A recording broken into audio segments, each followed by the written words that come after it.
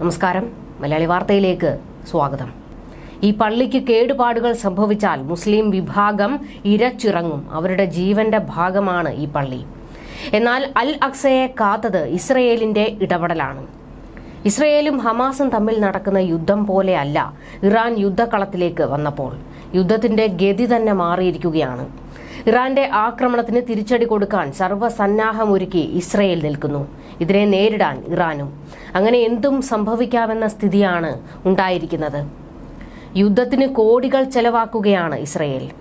ഇറാൻ-ഇസ്രയേൽ യുദ്ധം പലസ്തീനികളുടെ ചങ്കിടിപ്പ് കൂട്ടുകയാണ്. കാരണം അൽ അക്സ പള്ളിക്ക് കേടുപാടുകൾ സംഭവിച്ചോ എന്ന ഭീതി ഇവർക്കുണ്ടായിരുന്നു. ഒന്നും നോക്കാതെ തലങ്ങും വിലങ്ങും മിസൈലുകൾ പായിക്കുകയായിരുന്നു ഇറാൻ.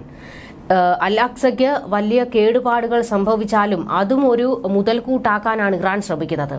കാരണം അൽ അക്സയ്ക്ക് കേടുപാടുകൾ സംഭവിച്ചാൽ ഉറപ്പായും ഹമാസ് തിരിയുന്നതും മുസ്ലിം വിഭാഗം തിരിയുന്നതും ഇസ്രയേലിന് നേർക്കായിരിക്കും. അങ്ങനെ സംഭവിക്കുന്നെങ്കിൽ സംഭവിച്ചോട്ടെ എന്നാണോ ഇറാൻ കണക്ക് കൂട്ടുന്നത്? മുസ്ലിം സമൂഹത്തിന്റെ അതീവ വിശ്വാസ കേന്ദ്രങ്ങളിലൊന്നാണ് അൽ അക്സ പള്ളി. കഴിഞ്ഞ ദിവസം ഇറാന്റെ മിന്നലാക്രമണമുണ്ടായപ്പോൾ ആ പള്ളിക്കടക്കം പോറൽ പോലും ഏൽക്കാതെ കാത്തത് ഇസ്രയേലിന്റെ വ്യോമ പ്രതിരോധ സംവിധാനങ്ങളുടെ മികവാണ്. ഇറാന്റെ മിന്നലാക്രമണം കാരണം കാര്യമായ നാശനഷ്ടങ്ങളൊന്നും ഇസ്രയേലിനുണ്ടായിട്ടില്ല എന്നാണ് ഇസ്രയേൽ വ്യക്തമാക്കുന്നത്. 5 മണിക്കൂറിനിടെ ഇറാൻ തൊടുത്തത് 300-ലേറെ ഡ്രോണുകളും മിസൈലുകളുമാണ്. അതിൽ 99% ഇസ്രയേൽ തടഞ്ഞു. 170 ഡ്രോണുകൾ, 30 ക്രൂസ് മിസൈലുകൾ, 120 ബാലിസ്റ്റിക് മിസൈലുകൾ എന്നതാണ് കൃത്യമായ കണക്കെന്ന് ഇസ്രയേൽ സേനാ വക്താവ് ഡാനിയേൽ ഹഗാരി പറഞ്ഞു. എന്നാൽ അതിൽ ചുരുക്കം എണ്ണം മാത്രമാണ് അതിർത്തിക്കുള്ളിൽ കടന്നത്. ആക്രമണത്തിൽ ഇസ്രയേലിന്റെ ഒരു വ്യോമതാവളത്തിന് ചെറുതായ കേടുപാടുകൾ സംഭവിച്ചിട്ടുണ്ട്.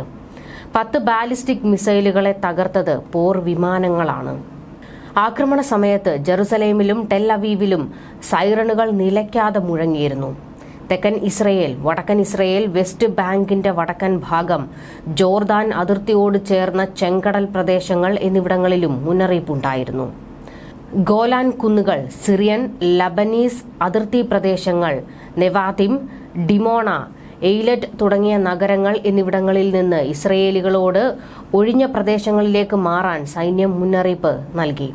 സ്കൂളുകൾ അടച്ചു. പൊതു ഇടങ്ങളിൽ കൂട്ടം ചേരൽ വിലക്കി. ഇസ്രയേൽ പോർ വിമാനങ്ങൾ ആകാശത്ത് തുടരുകയാണെന്നും സംഘർഷം അവസാനിച്ചിട്ടില്ല എന്നും സുരക്ഷയ്ക്കായി സാധ്യമായതെല്ലാം ചെയ്യുമെന്നും ഹഗാരി പറഞ്ഞു. ഇറാൻ ആക്രമണ ഭീഷണി മുഴക്കിയതു മുതൽ ഇസ്രയേൽ സുരക്ഷ ശക്തമാക്കിയിരുന്നു. ഇസ്രയേലിനെ പിന്തുണയ്ക്കുന്നതിനായി സൈനിക ട്രൂപ്പുകളെയും പടക്കപ്പലുകളെയും യുഎസും മേഖലയിലേക്ക് അയച്ചിരുന്നു. ഇത്രയെല്ലാം സജ്ജീകരണങ്ങൾ ഒരുക്കി രാജ്യത്തെ കാക്കുന്നത് മണിക്കൂറുകൾക്കുള്ളിൽ ഇസ്രയേലിന് ചെലവായത് കോടികളാണ്. ഇറാൻ അയച്ച ഡ്രോണുകളെയും മിസൈലുകളെയും തകർക്കാൻ ഇസ്രയേലിന് ചെലവായത് $55 കോടി, അതായത് 4600 കോടിയോളം രൂപ.